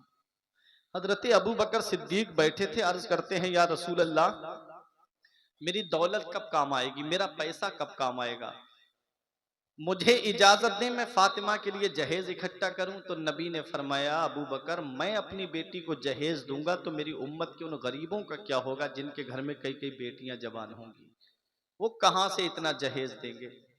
पैगंबर इस्लाम ने इतना मुख्तसर सा जहेज अपनी बेटी को दिया। नबी ने एक गद्दा दिया जिसके अंदर खजूर के पत्ते या छाल भरी हुई थी। नबी ने अपनी बेटी को 2 तकिए दिए जिसके अंदर खजूर के पत्ते भरे हुए थे। नबी ने एक चक्की दी ताकि गल्ला घर में पीस लिया करें। नबी ने एक मश्क दी ताकि कुएं से पानी भर करके ले आया करें। कुछ मिट्टी के बर्तन दिए पैगंबर इस्लाम ने अपनी बेटी फातिमा को। और सुनो, ये जहेज नहीं था हजरत फातिमा का, हजरत अली भी तो नबी ही की किफालत में रहते थे। हजरत अली शेरे खुदा के घर के सजाने की जिम्मेदारी भी तो नबी की थी, इसलिए पैगंबर इस्लाम ने हजरत अली शेरे खुदा के घर को सजाया था इस सामान से। सुनो प्यारे मुसलमानों, पैगंबर इस्लाम ने यह मुख्तसर सा जहेज दिया है। अब अगर कोई अमीर तुम्हारे सामने ये कहे कि मैंने अपनी बेटी को उतना दिया है जितना फला नेता ने अपनी बेटी को दिया है, तो तुम गरीबों परेशान मत होना, सीना तान के ये कह देना कि तूने उतना दिया है जितना जितना फला नेता ने अपनी बेटी को दिया है तो सुन, मैंने उतना दिया है जितना मदीने वाले मुस्तफा ने अपनी बेटी को दिया है। तेरे लिए अमीर का तरीका मुबारक हो, मेरे लिए मेरे नबी की सुन्नत मुबारक हो। कोई इंसान किसी इंसान को क्या देता है? कोई इंसान किसी इंसान को क्या देता है? आदमी सिर्फ वसीला है, खुदा देता है। आदमी सिर्फ वसीला है, खुदा देता है। और याद रखो, वो राज़िक है, गिज़ा कीड़ों को देता है वो पत्थर में। वो राज़िक है, गिज़ा कीड़ों को देता है वो पत्थर में। भटकता फिरता है इंसान क्यों रोजी के चक्कर में, उड़ाने भर हवाओं में या लगा गोते समंदर में, मिलेगा बस वही जितना के लिखा है मुकद्दर में।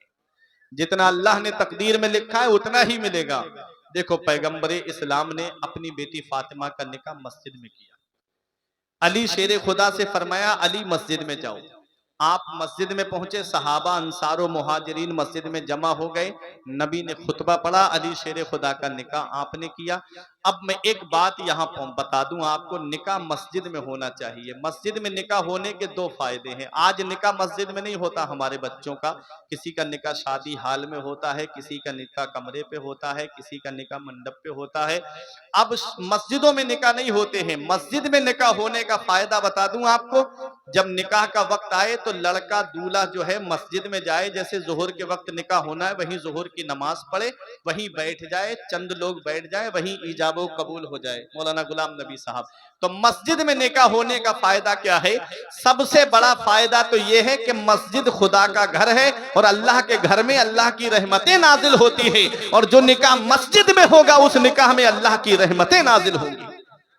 और दूसरा फायदा यह है कि मस्जिद में कोई नापाक दाखिल नहीं होता है, मस्जिद में पाक दाखिल होते हैं। और जहां नापाक होते हैं, हदीस पाक में आया है, नबी इरशाद फरमाते हैं, जिस घर में कुत्ता हो, जिस घर में जानदार की फोटो लगी हो, और जिस घर में जुनबी हो, नापाक हो, उस घर में अल्लाह की रहमत के फरिश्ते दाखिल नहीं होते। अब बताओ, पूरी की पूरी फैमिली जुनबी है, कोई नमाज नहीं पढ़ता, तो घरों में बरकतें कहां से होंगी? इसलिए कहते हैं 5 बेटे कमाने वाले हैं मौलाना साहब, इधर पैसा आता है और उधर चला जाता है। बरकत ही नहीं है हमारे घरों में। बरकत होगी कहां से कि पूरे घर में जो है सब नापाक फिर रहे हैं, तो कहां से अल्लाह की बरकतें नाजिल होंगी? रहमत के फरिश्ते आ ही नहीं रहे तो कहां से बरकतें दाखिल होंगी, कहां से बरकतें आएंगी तुम्हारे घरों में? सुनो, नबी फरमाते हैं कि जिस घर में जुनबी हो, कुत्ता हो, नापाक, वो जिस घर में जानदार की फोटो लगी हो, तस्वीर हो, उस घर में अल्लाह की रहमत के फरिश्ते नहीं आते हैं। मस्जिद में निकाह का फायदा यह है कि जब मस्जिद में निकाह होगा तो उस निकाह में कोई नापाक दाखिल नहीं होगा, जो भी शामिल होगा दाखिल होगा वो पाक ही दाखिल होगा, और जहां पाक होते हैं वहां अल्लाह की रहमतें नाजिल होती हैं। तो ऐसे निकाह में बरकतें होंगी। आज हमारे यहाँ के निकाह के तरीके बदल गए, तौर तरीके बदल गए। 500-500 की बारात लेके, 600-600 की बारात लेकर के, अरे बाज जगह तो 1-1 हजार की बारात जाती है, लड़की वाले के यहाँ चढ़ाई की जाती है। और ये बाराती, अल्लाह अकबर, घर में एक हफ्ता चाहे चिकन ना बना हो, लेकिन शादी में जाएंगे तो लेग पीस पे लेग पीस इनको चाहिए। ये हाल है इन बारातियों का, ये हाल है। आंखों से आंसू निकलते हैं। लड़की वाला कहां से पैसे इकट्ठे करके जमा करके बेचारा मेहमान नवाजी करता है, खाने का इंतजाम करता है, हाथ जोड़ता है इन लोगों के कि भाई खाने में कोई कमी हो तो माफ कर देना, खाने में कोई कमी रह गई हो तो माफ कर देना। और ये बाराती खाना खाया और एक तरफ खड़े होके कह रहा है कोरमे में मजा नहीं आया, कोई कह रहा है तंदूर में मजा नहीं आया, कोई कह रहा है जर्दे में मजा नहीं आया। कहीं ऐसा ना हो कि घर में जब तुम्हारे किसी बहन बेटी की शादी हो तो कहीं कोई तुम्हारी इज्जत को इसी तरह से नीलाम ना करे। इन अहसनतुम ले अनफुसिकुम व इन असातुम फलहा। अगर अच्छा करोगे तो अच्छा ही तुम्हारे लिए है, और अगर बुरा करोगे तो उसका वबाल भी तुम्हारे ऊपर है। पैगंबर इस्लाम इरशाद फरमाते हैं, जो किसी मुसलमान के ऐबों को छुपाएगा अल्लाह ताला कयामत के दिन उसके ऐबों को छुपाएगा, और जो किसी मुसलमान के ऐब को जाहिर करेगा अल्लाह ताला उसके ऐबों को जाहिर करेगा। तो मुसलमानों के ऐबों को खोलने का सबब मत बनना, उनके ऐबों को छुपाने का सबब बनना। और जब किसी लड़की वाले के यहाँ शादी में जाओ तो घर से कुछ खा के जाया करो, वो गरीब कहाँ कहाँ से जमा करता है। नबी फरमाते खाने में ऐब ना निकालो, अच्छा लगे तो खा लो, अच्छा ना लगे तो मत खाओ, खाने में ऐब ना निकालो। मेरी आदत है अल्हम्दुलिल्लाह, मैं खाने में ऐब नहीं निकालता। औरतें कब से मेहनत करती हैं, दोपहर से लेकर शाम तक लगी रहती हैं मेहमान नवाजी के लिए खाना बनाने में। और ये मेहमान आए, साहब मिर्च ज्यादा कर दी, नमक तेज कर दिया, बताओ कितनी मेहनत से खाना बनाने वालों के दिल पे क्या तकलीफ गुजरती होगी। नबी ने 1450 साल पहले फरमाया था खाने में ऐब मत निकालना, अच्छा लगे तो खा लो, अच्छा ना लगे तो मत खाओ। ये नबी ने फरमाया था। किसी मुसलमान का टूटा हुआ दिल रख लेना, मौलाना रूम फरमाते अज हजार काबा यक दिल बेहतरस, दिल बदस्ताबुर के हज्जे अकबरस। किसी मुसलमान का टूटा हुआ दिल रख लेना, ये हज्जे अकबर है, अल्लाह ताला बड़े वाले हज का सवाब अता फरमाता है। आज हम दिल जोड़ने का सबब नहीं बन रहे हैं, दिल तोड़ने का सबब बन रही है। ऐ मेरे प्यारे मुसलमानों, मदीने वाले मुस्तफा सल्लल्लाहु अलैहि वसल्लम ने जब अपनी बेटी फातिमा का निकाह किया, रुखसत करते वक्त नबी ने जो चादर ओढ़ाई थी अपनी बेटी फातिमा को, उसमें 17 पेबंद लगे हुए थे। 16 पेबंद कपड़े के थे और 17वां पेबंद ऊंट की खाल का था। अल्लाह अकबर, खुद खाते नहीं थे, औरों को खिलाते थे। कैसे साबिर थे मोहम्मद के घराने वाले। तमाम शाहो गदा पल रहे हैं जिस दर से मिली जहान को रोजी सदा मदीने से, वो हजरत फातिमा तो जहरा 17 पेबंद लगी हुई चादर ओढ़ती है। और नबी ने जब अपनी बेटी फातिमा को रुखसत किया तो एक नसीहत फरमाई थी। आज अगर हर बाप अपनी बेटी को वो नसीहत कर दे तो आज ये कोर्ट कचहरियों के झगड़े खत्म हो जाएं, कोर्ट कचहरियों के चक्कर लगने खत्म हो जाएं। नबी ने फरमाया था अपनी बेटी फातिमा से, मेरी बेटी फातिमा आज तुम मेरे घर से रुखसत होके जा रही हो, मेरी बेटी अब तेरी और मेरी मुलाकात जब कयामत के दिन हो तो मेरी बेटी मुझसे इस हाल में मिलना कि तेरा शौहर अली तुझसे राजी हो। अपने शौहर की फरमा बरदारी करते रहना, अपने शौहर का कहना मानती रहना, अपने शौहर का हुक्म मानती रहना। ये नबी ने अपनी बेटी फातिमा को रुखसत करते वक्त नसीहत फरमाई थी।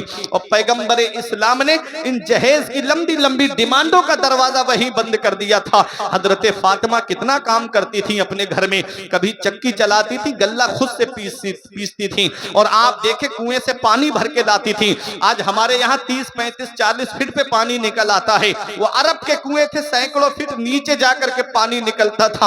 और आज हमारे यहाँ रस्सी तो मुलायम है, वो अरब की खुरदरी रस्सी थी। अल्लाह अकबर, जब रस्सी से डोल से पानी को निकालती तो हाथों में जख्म पड़ गए थे, चक्की चलाते चलाते वो जख्म फट जाते, खून टपकने लगता। घर पर आती हजरत फातिमा तो मरहम लगा लेती, सुकून मिल जाता, और जब चक्की चलाती तो फिर जख्मों से खून टपकने लगता। शाम के वक्त मौला अली शेरे खुदा है, हजरत फातिमा तो जहरा जो है आपके पास में बैठी, आपको पानी ला करके दिया। हजरत फातिमा की मुट्ठी बंधी हुई थी। हजरत अली शेरे खुदा ने देखा खून के कतरे जमीन पे गिर गए। फरमाया फातिमा हथेलियां दिखाना। जैसे ही हथेलियां खोल के दिखाई, लहू लुहान हथेलियां थी हजरत फातिमा की, खून निकल रहा था हथेलियों से। हजरत अली बोले फातिमा, जब से तुम मेरे घर में आई तुम्हें पेट भर के खाने को खाना नहीं मिला, फातिमा तुम कितनी परेशानी उठाती हो। हजरत फातिमा से मौला अली शेरे खुदा कहते फातिमा तुमने मुझे बताया क्यों नहीं। तो हजरत फातिमा ने कहा, ऐ मेरे शौहर तुम दिन भर के थके हारे काम से आते हो, अब तुम्हारे सामने मैं अपनी परेशानी रख दूं तो तुम और परेशान हो जाओगे। और एक अच्छी बीबी का काम परेशान शौहर को और परेशान करना नहीं होता है, बल्कि परेशान शौहर को सुकून पहुंचाना होता है। इसलिए मैंने तुमको अपनी तकलीफ नहीं बताई। अल्लाह अकबर, आज की कोई औरत होती तो देखती शाम का वक्त हो गया, शौहर के आने का वक्त हो गया, तो बहाना मार करके चारपाई पे लेट जाती और पूछता तो कहती तुम्हारे घर में मुझे आराम ही कहाँ मिलता है। वो हजरत फातिमा थी, सीखो घर कैसे चलाया जाता है, सीखो घरेलू जिंदगी कैसे गुजारी जाती है।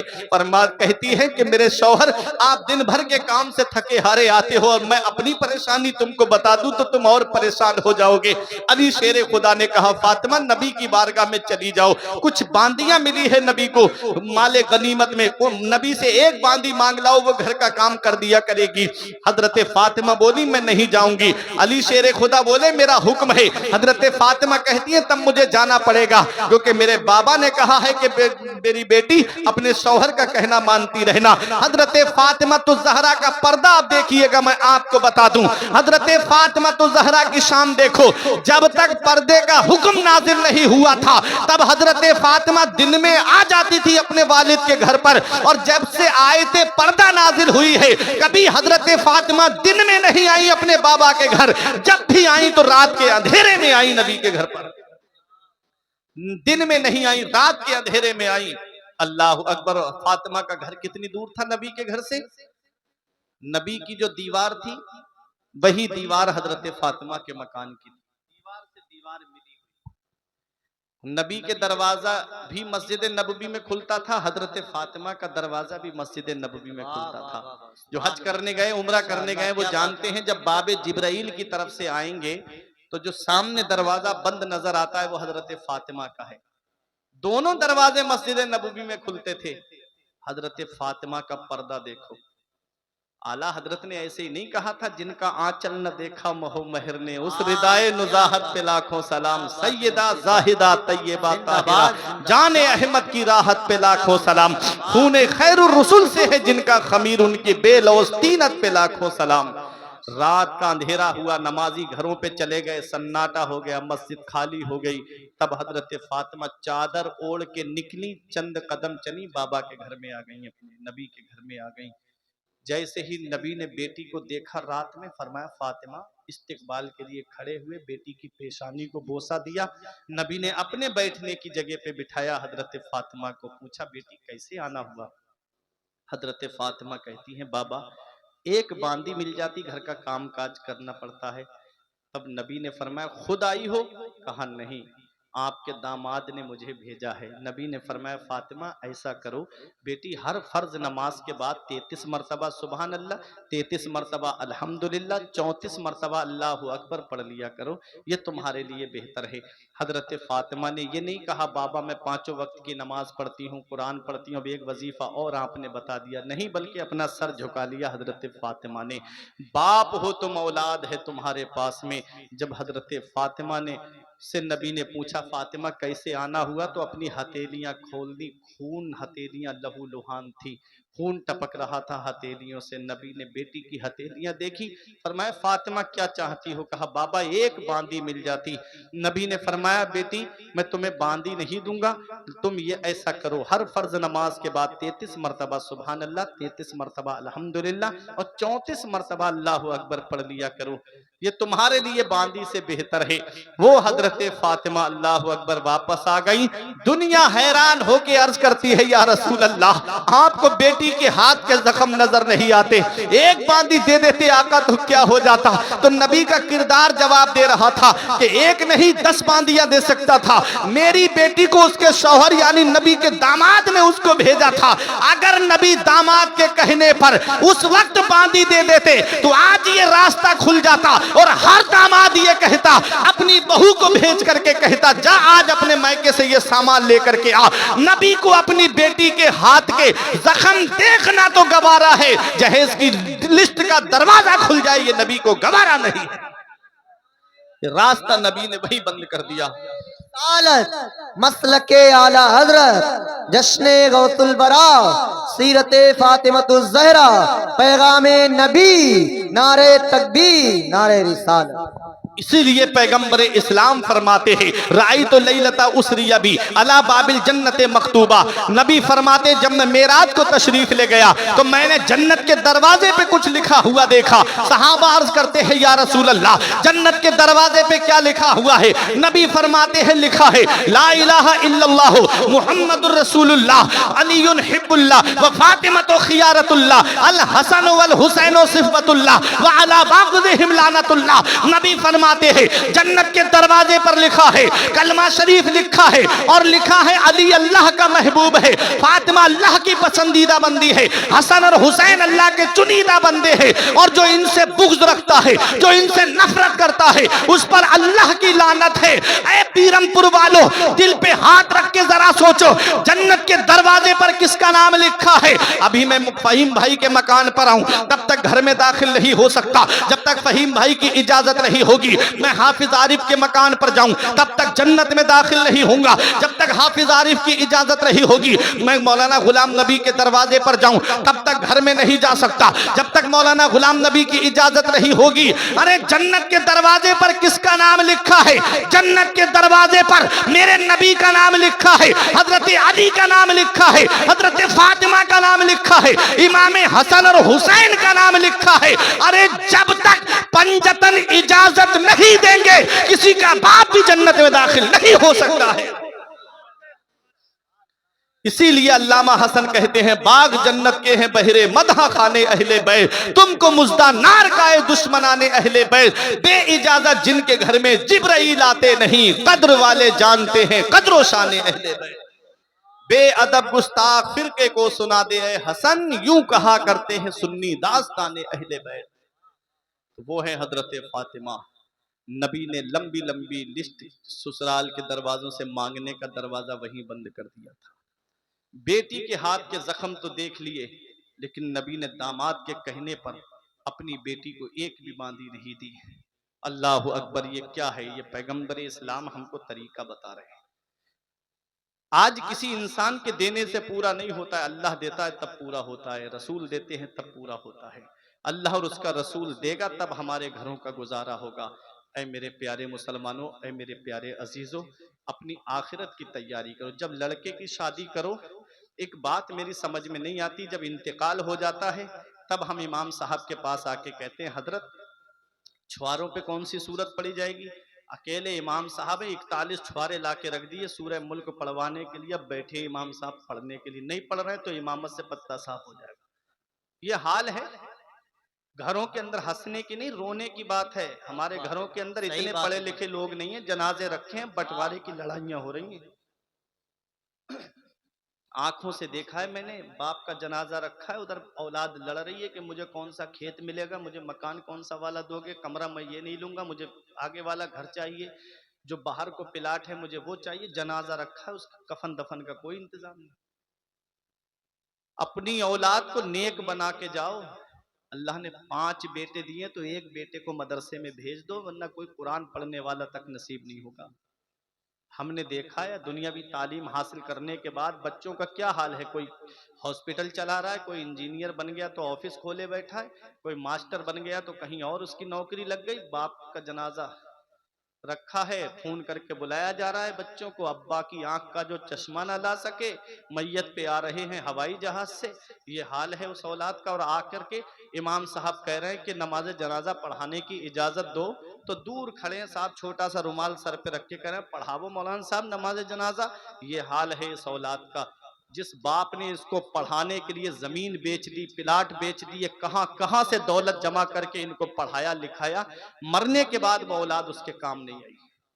मरने के बाद वो औलाद काम नहीं आई। और जिसको तुमने कुंद जहन, जिसको कम जहन समझ करके मदरसे में डाला था, कुरान की बरकत देखो, चंद सालों के बाद में वो हाफिजे कुरान बन गया, आलिमे दीन बन गया। और इधर बाप के इंतकाल का वक्त करीब आता है तो वो बंटवारे की लड़ाई नहीं, बल्कि सरहाने बैठ करके सूरह यासीन की तिलावत करता हुआ नजर आता है। वही बेटे को देखो, जनाजा भी पढ़ाता हुआ नजर आता है, कब्र में रखता हुआ भी नजर आता है, फिर कब्र पे खड़े होकर दुआ भी करता है कि अल्लाह मुझे बख्श दे, मेरे माँ बाप को बख्श दे और तमाम मोमिनीन को बख्श दे। वो दुआ जमीन के ऊपर करता है, अल्लाह उसके माँ बाप को जमीन के नीचे बख्श देता है। इसलिए अपने मदरसों का ख्याल रखो, अपनी दीनी दरसगाहों का ख्याल रखो, जलसे हल्के कर दो, मदरसे मजबूत करो। 50,000 50,000 1-1 लाख रुपए शादियों में खर्च होते हैं, उन पैसों को बचा करके मदरसों की तालीम आला कराओ। एक बच्चा भी अगर तुम्हारे पैसे से आलिम या हाफिज बन गया तो मैं दावा करता हूं बीरमपुर वालों, वही कयामत में तुम्हें बख्शवाने के लिए काफी हो जाएगा।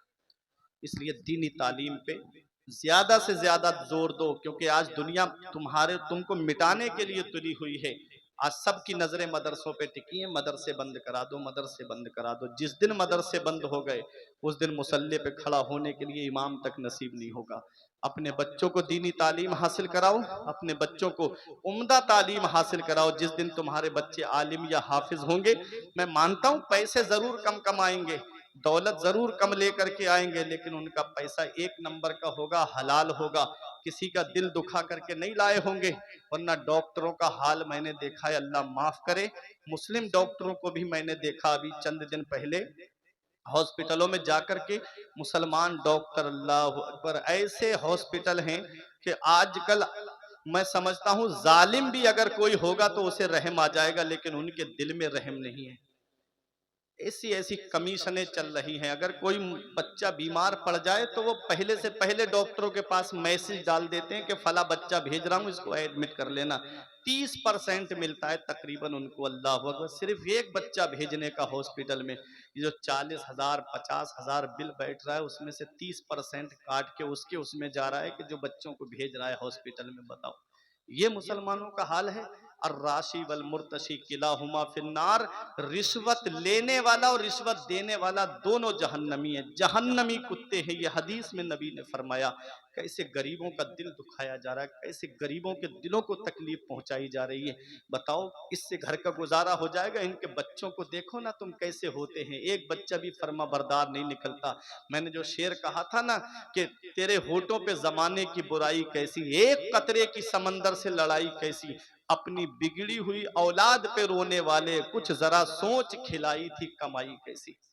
किसी का दिल दुखा करके कमाओगे कभी भी फरबा नहीं हो सकते, किसी का दिल को तकलीफ पहुंचा करके कमाओगे कभी घर में सुकून नहीं आ सकता। सुकून उसी घर में आएगा जिसमें किसी गरीब की दुआएं होंगी, सुकून उसी घर में आएगा जिस घर के लिए किसी गरीब ने दुआएं दी होंगी। और किसी के दिल की आह का सबब बन गए तो वो घर आबाद नहीं होता है, बहुत जल्दी वो घर बर्बाद हो जाता है। या अय्युहल इंसान, ए इंसान, मा गर्रका बिरब्बिकल करीम, करम करने वाले रब से तुझे किस चीज ने धोखे में रखा। अल्लज़ी खलक़का फसव्वाका फअदलक, वो रब जिसने तुझे पैदा किया तो तेरे अंदर इंसाफ किया और तुझे बराबर तरकीब दिया। देखो अल्लाह कितना मेहरबान है हमारे ऊपर, उसने पैर हमको सलामत दिए, उसने हाथ हमको सलामत दिए, उसने कान हमको सलामत दिए, उसने आंखें हमको सलामत दी, उसने जुबान हमको सलामत दी, उसने हार्ट हमको सलामत दिया, उसने किडनियां हमको सलामत दी।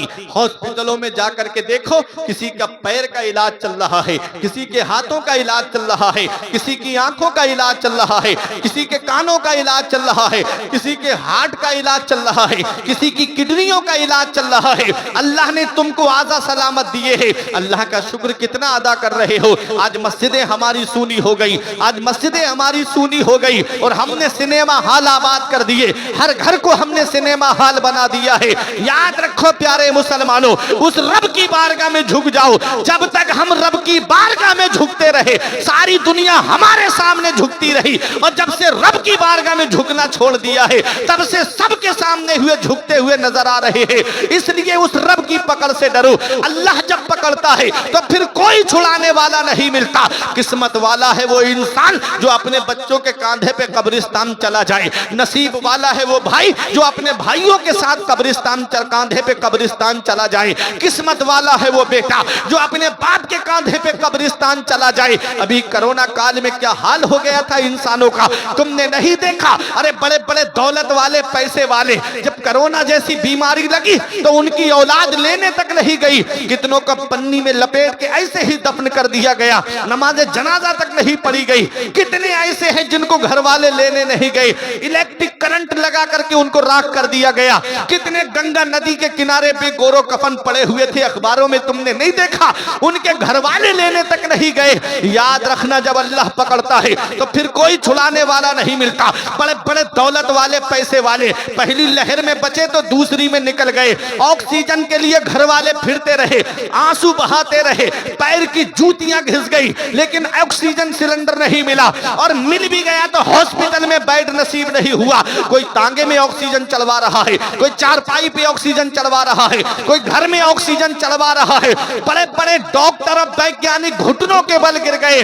अल्लाह ने दुनिया वालों को बता दिया, बंदा हो बंदा बन के रहना, तुम्हारे चाहने से कुछ नहीं होता है, वही होता है जो मंजूर खुदा होता है, वही होता है जो मंजूर खुदा होता है। अल्लाह ने हमको आजा सलामत दिए हैं तो अल्लाह का शुक्र अदा करो, जिंदगी सलामत दी है तो अल्लाह का शुक्र अदा करो। परवरदिगार आलम की बारगाह में दुआ है, मेरे कुछ अर्ज करने में सबकत लिसानी की वजह से या बतक़ाज़ा बशरियत कोई गलती हो गई हो तो मौला मुझे माफ़ फरमाए। अस्तग़फिरुल्लाह रब्बी मिन कुल्ले ज़ंबियों व अतूबु इलैह। कलमा तय्यब पढ़ें, ला इलाहा इल्लल्लाहु मुहम्मदुर रसूलुल्लाह सल्लल्लाहु अलैहि वसल्लम। ये ज़िंदगी सवारिए दिलशाद कीजिए, लम्हात ज़िंदगी के न बर्बाद कीजिए।